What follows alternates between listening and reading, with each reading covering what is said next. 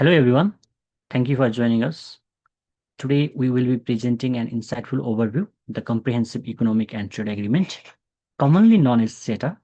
We are Dipesh, Nagina, Suniksha and Saugat, and together we will guide you through this landmark agreement between Canada and the European Union, explaining its structure, benefits and real-world implications. What is CETA? CETA is a modern and ambitious trade agreement between Canada and the European Union, signed in 2016 and provisionally applied since 2017. It aims to eliminate 98% of tariffs, improve market access for goods and services, and create a more predictable business environment. What sets CETA apart is that it goes beyond just goods. It also covers investment, sustainable development, labor standards, and government procurement, making it a truly comprehensive deal. Talking about timeline and key officials, negotiations began in 2009 and concluded in 2014, culminating in the signing of the agreement in October 2016. It came into provisional force in 2017. Key figures who played a vital role in its development include Stephen Harper, Canadian's former Prime Minister Justin Trudeau during negotiations, and Jean-Claude Juncker, former President of the European Commission. This agreement marked a historic step for Canada, giving it privileged access to one of the world's largest markets. I would like to hand over to Nagina for the next slide. Thank you. Thank you, Dipesh. Hi, everyone. Talking about European Union, to appreciate the significance of CETA, it is important to understand who Canada is partnering with. The European Union is a political and economic union of 27 states, excluding UK, home to around 450 million people. With 24 official languages, the European Union represents the diverse and dynamic economic region. It spanned across Western, Central, and Eastern Europe, with powerhouse economic like Germany, France, Italy, and Spain. The EU's strength lies in its large single market and global influences. The EU economic highlights. Economically, the EU is a global leader accounting for a significant share of global GDP and trade. So the combined GDP of 17 euro trillion in 2024. It is competitive industrial technological advancement and strong customer base make it an ideal trade partner. The world's third largest economy by nominal GDP. For Canada, CETA opens the door to new market, diversified exports, and reduced dependence on the US. So the top sectors, automotive, pharmaceutical, aerospace, agriculture, machinery. This agreement boosts Canada's role in global trade by providing access to a stable, wealthy, and innovation-driven blocks. It is highly standard for sustainability, labor, and safety. Thank you. For the next part, I would like to call Suniksha. Thank you, Nagina. So I'll be talking about Canadian export to the European Union. Thanks to CETA, Canadian export to European Union has expanded significantly. Canada's export to the European Union in 2024 reached approximately US $34 billion or 48 billion CAD, which is about 29.8 billion euro. This marks a 57% increase since 2015, the year before the CETA agreement was implemented. Our top exports to the European Union include machinery and mechanical appliances, mineral fuels and oils, pharmaceuticals, aerospace parts and aircraft, as well as nickel and aluminium. This growth highlights how CETA has helped improve trade relations and create more export opportunities for Canadian industries.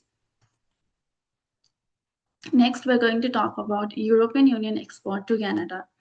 In 2024, Canada imported goods worth approximately $50.98 billion or about 45.8 billion euros from the European Union. This trade volume gives the European Union a 20 billion euro trade surplus with Canada. The leading European Union export to Canada includes automobile and parts, pharmaceuticals and medical products, industrial machinery, electronics and communication devices, and beverages, especially wine and spirits. This reflects Canada's strong demand for high value goods from Europe, particularly in the tech, healthcare, and automotive sectors. Certificate of Origin under CETA. To take advantage of tariff elimination under CETA, exporters must provide a certification of origin. One key feature of CETA is that exporters can self-certify the origin of their goods, meaning they don't need a government-issued certificate.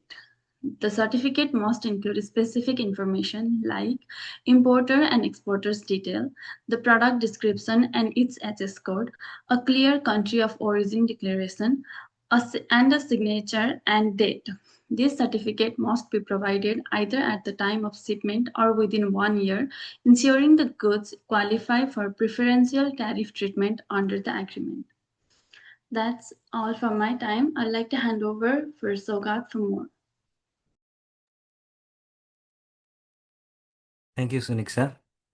Now I will walk you through an example of the certificate of origin, which is an important requirement under CETA. This certificate is crucial for businesses because it allows them to benefit from the tariff reductions provided by the agreement. In order for the product to qualify for these benefits, exporter must prove that their goods meet the rules of origin set by CETA.